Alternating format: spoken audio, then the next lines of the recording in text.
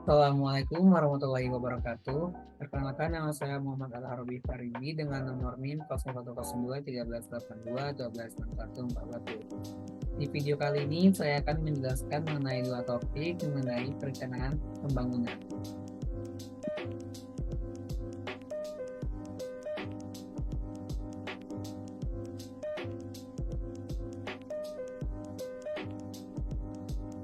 Mengapa dalam situasi apa intervensi publik diperlukan?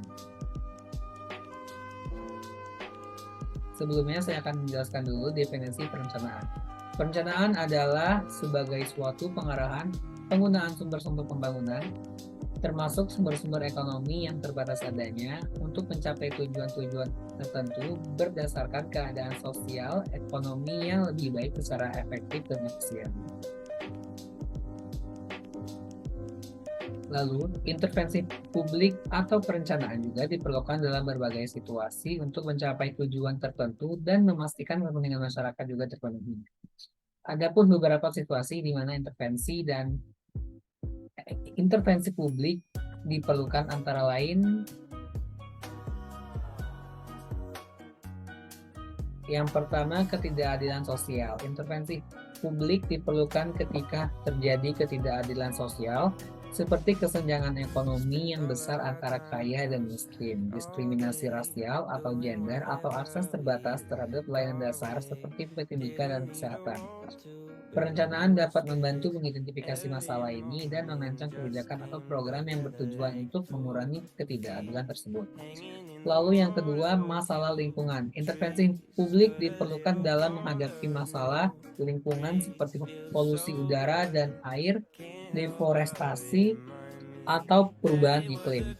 Perencanaan dapat membantu mengembangkan kebijakan atau regulasi yang mengurangi dampak negatif terhadap lingkungan dan mempromosikan praktik berkelanjutan. Yang ketiga adalah krisis ekonomi. Intervensi publik seringkali diperlukan dalam mengatasi krisis ekonomi seperti resesi atau kebangkrutan perusahaan besar. Perencanaan ekonomi dapat membantu mengidentifikasi solusi jangka pendek dan jangka panjang untuk memulihkan ekonomi dan melindungi kepentingan masyarakat. Yang keempat, membangun infrastruktur. Intervensi publik diperlukan dalam pembangunan infrastruktur seperti jalan, jembatan, atau sistem transportasi umum. Perencanaan infrastruktur dapat membantu mengidentifikasi kebutuhan, merancang proyek yang efisien, dan mengalokasikan sumber daya dengan bijaksana. Yang selanjutnya adalah jelaskan dan beri dua contoh dari mazhab dan perencanaan tersebut. Yang pertama saya ambil dari pragmatisme.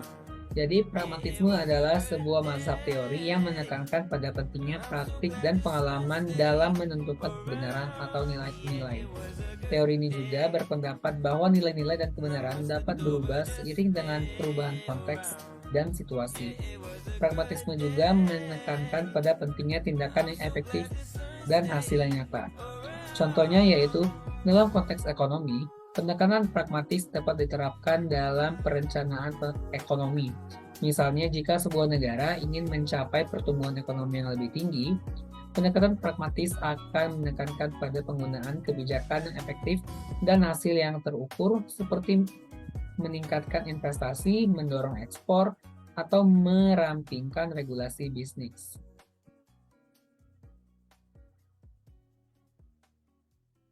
Lalu yang kedua ada Marxisme.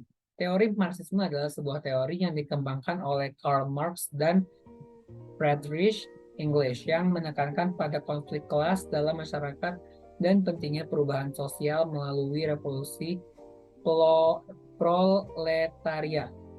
Teori ini berpendapat bahwa ekonomi adalah faktor utama yang membentuk struktur ekonomi, sosial, dan politik, dan bahwa kapitalisme adalah sistem yang menghasilkan eksploitasi dan ketidakadilan. Contohnya yaitu dalam konteks ekonomi, pendekatan Marxisme dapat diterapkan dalam analisis kelas sosial dan distribusi kekayaan. Misalnya, teori ini berpendapat bahwa dalam sistem kapitalis, pemilik modal atau kapitalis akan mengambil keuntungan dari tenaga kerja proletariat. Oleh karena itu, pendekatan Marxisme akan menekankan pada perlunya redistribusi kekayaan dan penghapusan eksploitasi.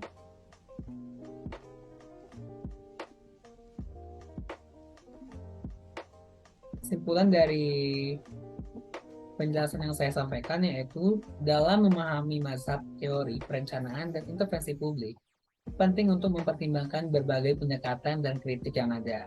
Tidak ada satu pendekatan tunggal yang sempurna atau tanpa kelemahan. Oleh karena itu, pemahaman yang holistik dan kritis terhadap teori-teori ini dapat membantu dalam merumuskan pendekatan yang lebih efektif dalam perencanaan dan intervensi publik.